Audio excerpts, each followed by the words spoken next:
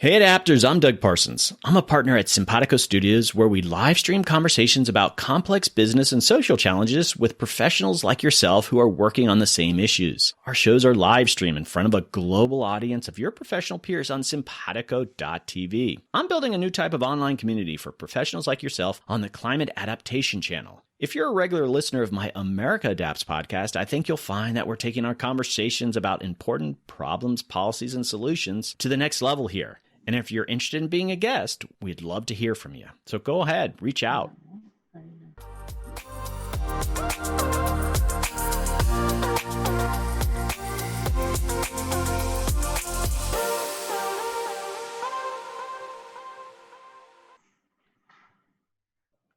Hey adapters, welcome to the show. Thanks for joining us.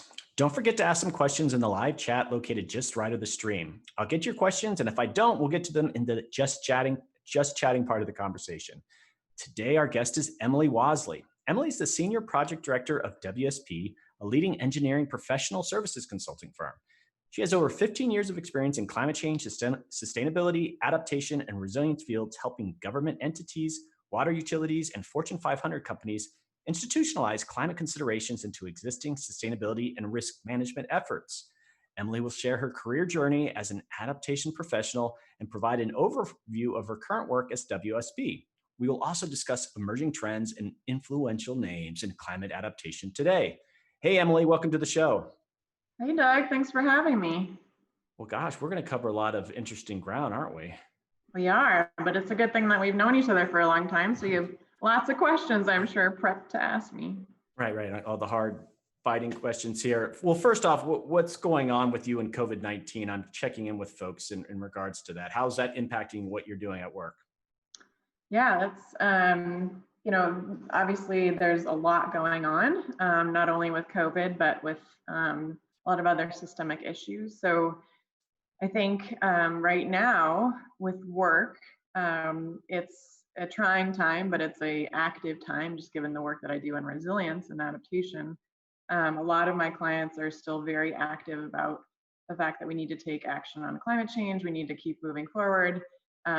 So we've been trying to gain lessons learned from what they're learning about COVID response and recovery, how they're assessing their risks related to the pandemic, as well as how they're going to work moving forward in a remote location, or how the workforce might change. So professionally, it's going okay, but personally, it's been ups and downs, as everyone I'm sure has felt.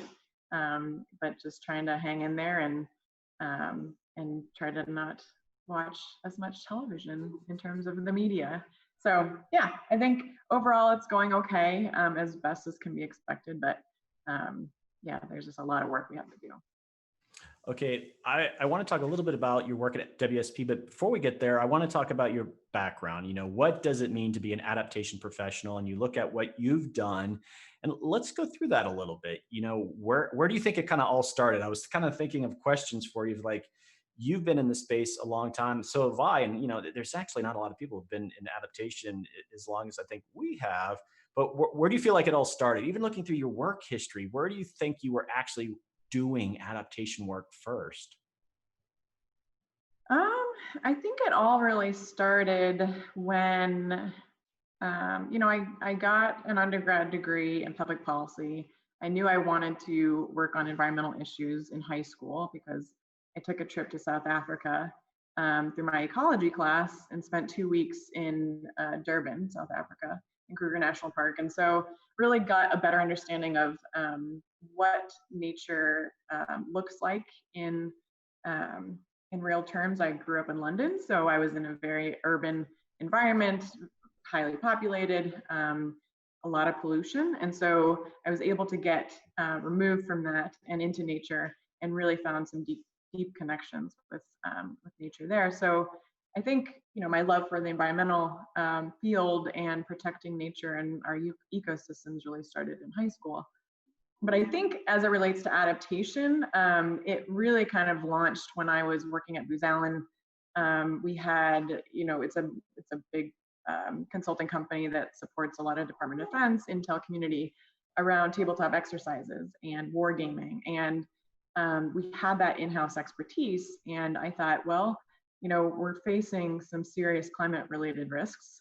Why don't we use that capability to start to plan for those risks and start to bring people together that normally aren't brought together to discuss these items, to really kind of think strategically and use strategic foresight to plan for a more resilient future. So that was back in 2007. So since then, it's been an uphill battle in terms of adaptation being at the forefront. But I think now that we're really seeing the need for community resilience, for adapting ecosystems, I think, along with mitigating the greenhouse gas emissions, we definitely are moving into a more joint effort for adaptation and mitigation. Well, do you remember at Booz Hamilton, were they calling it adaptation, or was it just like, all right, we're doing some resilience planning? Do you remember when that kind of pivot to, all right, this is climate adaptation, there's climate mitigation, but do you remember that pivot? Sort of. I mean, Booz Allen wasn't calling it adaptation or resilience back then. It was climate change and national security implications. And so that was kind of the spur of it. And I had created with some other colleagues a program called Hot House, and that was really to understand the impacts of a warmer planet. So they did not use the term adaptation. And the first time that I really started to see myself as an adaptation professional was when I was recruited from Booz Allen to work at USGCRP, the U.S. Global Change Research Program, to serve as their adaptation science lead. And that was really working with the climate science community and the federal interagency community to better understand what was needed to prepare for climate change from an adaptation perspective. So that background in climate change, national security, and environmental policy really helped to kind of launch me into that role. Well, and that's where we met, right? I was at the National Park Service, and it was probably just one of those meetings that you were probably coordinating, because that entity was getting all these different agencies kind of coming together. It's coming back to me now. Well, how was that experience? Obviously it was new administration that was kind of very gung ho to act aggressively. I mean, it must have been an exciting time to work for the research program. It was really exciting times, and it was right at the start of their new launch of their strategic research plan. So it was a 10-year strategic research plan that I helped to draft. And of course, it was under the Obama administration, which, as you mentioned, was very proactive when it comes to climate action, when it comes to on-the-ground work and movement to both address the greenhouse gas emission reduction and also adapt to climate change. So yeah, it was a great time to be in that space, just because there was a lot going on. There was a lot of drive, although we still, in certain conversations, couldn't use the term climate change. So, even with progression and a progressive thought leader and leader in our federal government, there was still some conversations that you had to use extreme weather events or drought or flooding. And climate change was still a very charged word. I'm wondering, as I recall some of those meetings, this was 2009, 2010, and the people that would come from the federal agencies and even from the nonprofit organizations, do you recall, because there weren't a lot of adaptation professionals, if any, and yet the whole process of, hey, you're on this beat now. Do you recall like the sort of people that were showing up? I mean, it's just like, you're just an environmental policy person. Either you were forced to do it or you just had an affinity. I mean, is that accurate? I'm trying to remember how people showed up in those meetings. I think honestly, it was a lot of the sustainability officers, and it was the folks that were responding to the executive order that was all about climate mitigation and greenhouse gas emission reductions and sustainability. And then they were tapped with, okay, we have to develop an adaptation chapter, you're it. And so they had to get up to speed really quickly. And, I know that there has been a long history of ecosystem adaptation, ecosystem services, and practitioners that do consider themselves as adaptation professionals because they've been in the ecosystem services field for so long. So I think just because we came about this in a different pathway. Doesn't mean that there weren't adaptation professionals in the past, but they may not have been calling themselves that. Right, right. Well, let's talk about your work at WSP a bit, though. And just, what is your day job? You're relatively new there. They brought you on from Cadmus Group, another private firm. But yeah, what's your day job at WSP? So I lead all of our corporate climate risk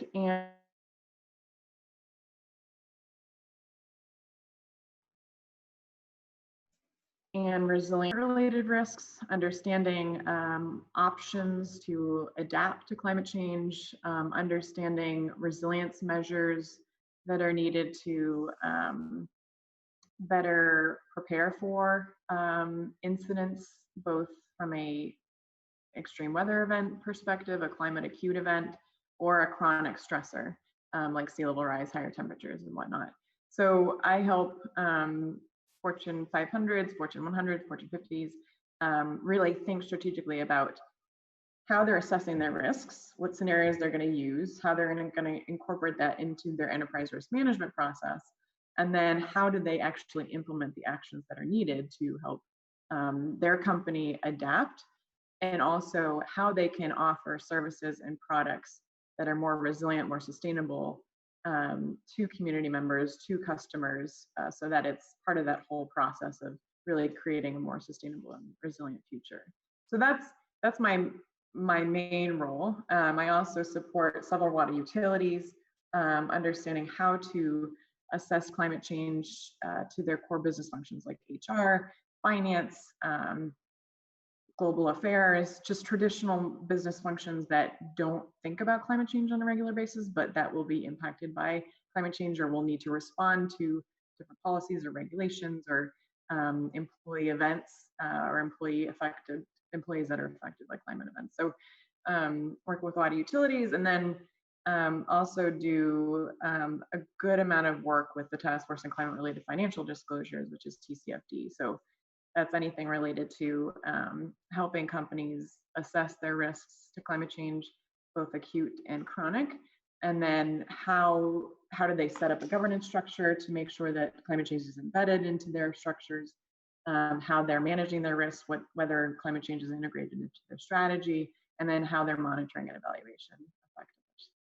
So You've been doing this long enough, and what's the scene like in corporate world when it comes to adaptation? Because the struggles that like those sustainability officers had to deal with. Like a lot of businesses brought those people on.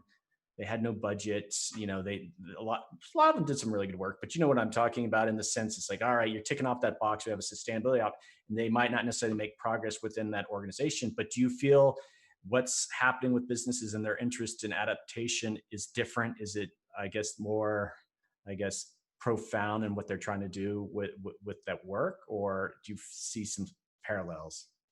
I think there are different ranges of maturity when it comes to where companies are in their process. And so I think a lot of companies that are in a variety of different sectors that may not have been impacted by an event like Hurricane Sandy or Hurricane Katrina or the recent events in 2017 of hurricanes, those companies that haven't been faced with a lot of extreme weather events may be early on in their journey. Whereas those companies that have been affected, that their supply chain has been impacted, they get it, they're all over it. And those are the companies that we tend to work with because they are those that understand the value of our services and the products and the strategic insight that we provide. And so I think, there are a couple of different clients that I work with in the IT sector, in the finance sector, in the hospitality sector that are in a variety of different maturities as it relates to how they're thinking about adaptation and resilience. But a lot of them have been working with risks for a while, but have been much more reactive than proactive. And so we're trying to get them to be more proactive, look at early warning signals, think about chronic stresses, not just acute events. So yeah, it's a fun time to be in this space. And it's great to be a consultant because I'm able to work with a variety of different clients and can bring those perspectives to other clients. and offer that those insights and best practices, or this didn't work, or this really worked well, and this is why. All right, let's talk about emerging trends in climate adaptation. I'll put you on the spot somewhat, but you're on the board of ASAP. What's ASAP? ASAP is the American Society of Adaptation Professionals, and it is a nonprofit organization, member driven, and we work with any professional that considers himself an adaptation professional or that wants to become an adaptation professional. So we provide ways to connect the community. We provide ways for community members and members to really think about strategic policies that they want to implement together. It's a nice mixture of local government members, federal government members, nonprofits, consultants. So we have regular meetings and affinity groups, and I lead one on personal resilience. And it's a great organization to really be involved in, and is leading the way as it relates to helping support adaptation professionals during this time. Well, how long has it been around? It's relatively new, but it's somewhat, it had a few years under its belt. About 10 years, yeah. I think it Oh, was 10. launched in Wow. Yeah. 2010. Yeah. So there were a couple of really instrumental adaptation leaders that started it back in the day, and it's been passed over several times with different leadership, different board members. And so I was lucky enough to be voted onto the board about a year ago. So yeah, it's been a great organization to be a part of, and really brings together professionals, especially during times of COVID and other times where we're being asked to serve different communities who are really struggling with what's happening in the climate space. Yeah, and do you see, because it's still a relatively new group? How long you've been a member though? You've probably been a member 5, 6 years at least. What? Yeah, I mean, I was in the early conversations, not in 2010, but probably became a member in 2014. And so, what are you hearing from members? Because if you're a new group, I mean, I've talked to Beth Gibbons, she's the executive director, and it is a challenge because you're new and you have to create a sort of a critical threshold of like, what are our services that we're offering, but what services do our members actually want us to offer? And those can shift a little bit. Whereas more established groups like planning associations, they've been around 100 years. And so they have key trainings and all that. What are you hearing from the members, and do you feel there are new types of members that are coming on? Yeah, and I think we have we have a range of folks that have been in this space for a long time, and then new members who are recent graduates who are interested in getting into the field. So they want sort of mentorship programs, they want networking. So we have, before COVID was a thing, we had in-person get-togethers and meetups. And so we have different hubs in different regions across the United States where folks can gather, they can talk about what they do in the adaptation space and network that way. So there's been a lot of interest in networking and mentorship, in working together on different on the ground projects. So bringing together a local community or a local government with a consultant and a corporation or a business. So it's a range of different things, but I think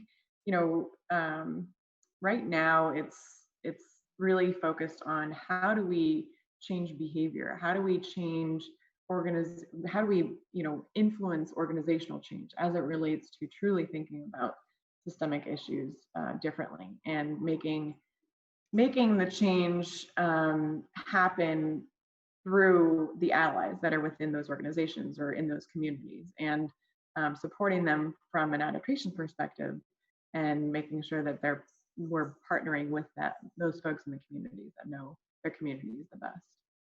At least through the podcast, I hear from a lot of university students, and they're like, I want to get into the adaptation space because they've heard a few things. How do I do it?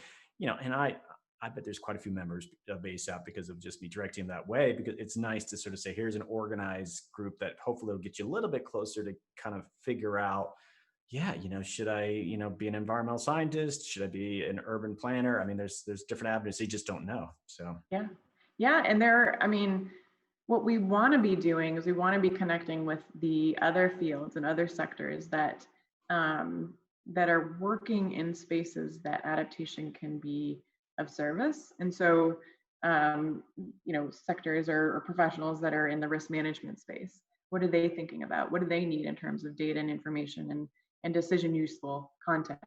And maybe it's someone in engineering, and they're thinking about design standards and standards that are not currently incorporating climate considerations or projections. So yeah, we definitely want to expand our membership to folks that may not consider themselves adaptation professionals, but want to think about climate change in the context of what they do.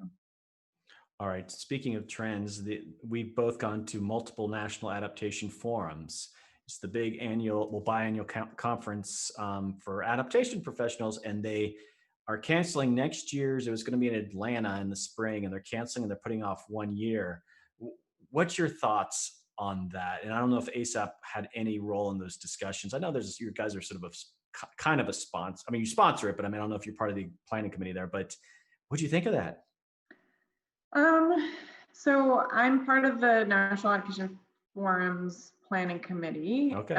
as well as the California Adaptation Forum planning committee. And so I think I think there was I know there was a lot of thought that was put into postponing it, and I have a feeling that it was around the fact that the California Adaptation Forum had to be canceled. So, and they kind of trade off. So they have the regional focused forums, and then they have the national every other year. So, it's going to be a bummer because I always look forward to that, and I get to see all of my close friends that are in the adaptation community. As you know, we talked about, we do kind of a ladies gathering so that we can kind of connect and really talk about all the hard things that we're faced with as females in the adaptation profession. And but I think there are going to be other ways for us to connect. I will be interested to see if they offer some sort of virtual alternative, or if they're able to connect in other ways that can allow folks to get together. I want to get to a couple of questions in the chat room, but just my thoughts. Alex Score, she's been part of the I didn't talk to Laura Hansen, but I thought it was a mistake. I get there's this conflict with the regional ones, but a lot of people have never heard of the National Adaptation Forum, and you delay it another year, you become less relevant in this field that's actually growing. So I know they didn't make that decision easily, but I think that was, it's already at every 2 years, which I think we merit an annual conference. I think we do. And so anyway, absolutely. I agree with you. I think an annual conference is definitely justified, and I'm interested to see if they're planning to do that, because I think, as you mentioned, so many people want to get into this field, so many people are already in this field, and there's such a need for this type of expertise and action on the ground versus just talking about planning. All right, so I got a question from Ken. How do you see forthcoming state local budget crunches impacting funding for adaptation work? I think I just saw an article on this, but I didn't read it. Actually, I just saw a headline. What, are you seeing this? Is it already affecting people? I'm somewhat removed from the local perspective, given that I have been working mostly in the corporate space, but I can imagine budgets are going to be tight. Budgets were already tight for adaptation. I don't know any local government that had a set budget that had a line item for adaptation. But for those that did, I'm sure they're going to be needing to shift and ebb and flow. But I think all purse strings are going to be tight. So we have to think strategically, and we have to think in innovative ways about solutions that can address multiple issues. So I know that the pandemic has created a lot of spur and interest around public health and underserved communities, especially because they're hit first and worst. And so how do we support the funding needs that are going to those areas that can also integrate some sort of climate resilience measure or more sustainable measures that can be more healthy for everyone. All right, and a question from Sarah is, and I had a question related to what are some obstacles that you've had to overcome, but her question is, what are the challenges of women in the adaptation space as adaptation professionals? And I touched this a little bit. So, but what are you're encountering them, right? Yeah, There are a couple of them, and I think it differs who you talk to, which female you talk to in the adaptation space. But me personally, I think I've been faced with a lot of struggles around being an empath. I feel the feelings. I feel the pain of folks that are feeling pain in the communities, and so I have to practice self-care. I have to make sure that I'm being of service to others while also taking care of myself. So that's been a challenge, but it's also been an interesting space to be, because there are a lot of females that are in the adaptation space, but there are a lot of males that tend to be in the mitigation or energy space. And so it's that push-pull of making sure that we're doing both, while also recognizing the fact that we have voices and we are valid community members, and not saying that men don't think that we are, but it is a challenge, especially in the climate space, to get our voices heard and to really put across the dire need of action on climate change. So those are just a couple of challenges that we face.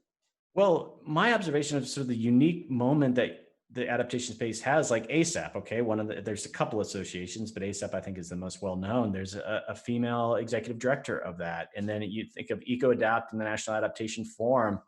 Laura Hansen runs that shop. Heavily influential women are in the adaptation space, I think, right now. But as it starts, different sectors that might be more male centric are going to start coming into this space. Here's the chance to kind of really just create that, I guess, more accommodating environment. And I wonder if, do you have those conversations with Beth and such? Like, let's make adaptation one of those premier places for women to excel. I think that's probably one of the main things that we talk about when we get together after the National Adaptation Forum. And they're just some really badass women in this space, as you mentioned. And I think it's a matter of highlighting them, but also making sure that the males can be as allies for us, but also that we can support them. So it's an interesting space to be in, but I think you're right. I think there are a lot of really powerful women in the adaptation space, in the resilience space. And I'm grateful for that, because I think we have the passion, we have the empathy, and we're pretty good listeners. So I think that's helpful too.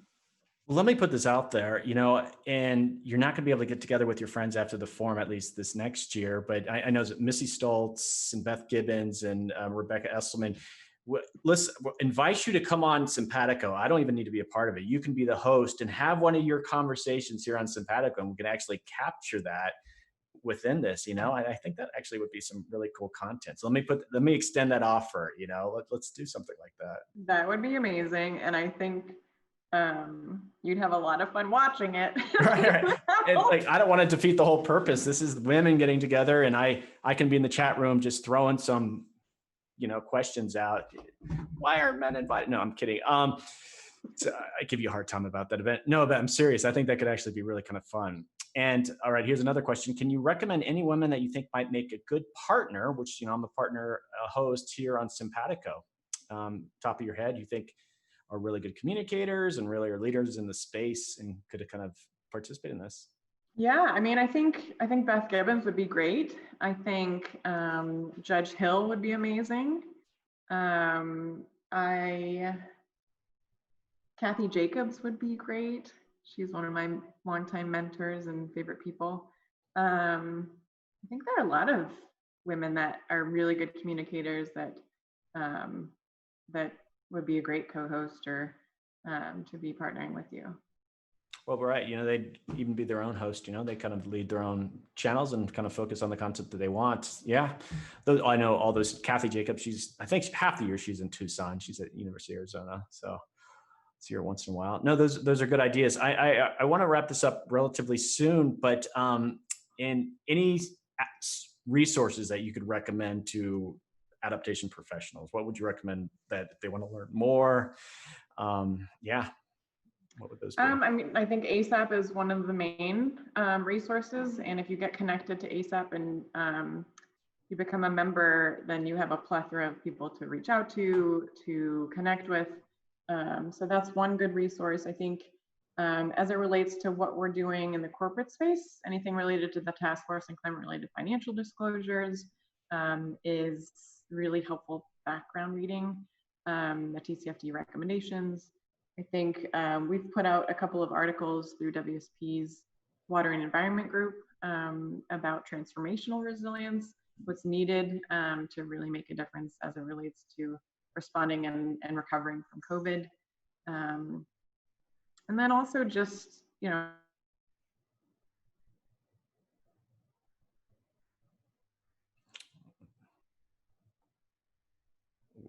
Emily, I lost you a little bit. You still there? One of my favorite, Active Hope by Joanna Macy, whole book that yeah, can you? I lost you there for a sec. Could you repeat the name of the book? Active Hope by Joanna Macy. And so it's all about ecosystem recovery and grief of loss from ecosystems and how to maintain active hope during these crazy times. Okay, well, you know, I think we're still scratching the surface on what we could talk about with adaptation, but I do want to wrap this up. We're going to stick around and just for a little bit, I'm going to get you in the just chatting section. But this has been great, Emily. I hope we can have you on again. And if you have other ideas, that's the whole point of this, is like maybe there's a specific WSP project work that you want to focus on. And then it's a resource for you to kind of share. So yeah, this has been fun. Yeah, always fun to chat with you, Doug. So thanks for inviting me on. All right, great. So hold on and I'll just meet up with you in the just chatting in a sec. Okay, sounds good.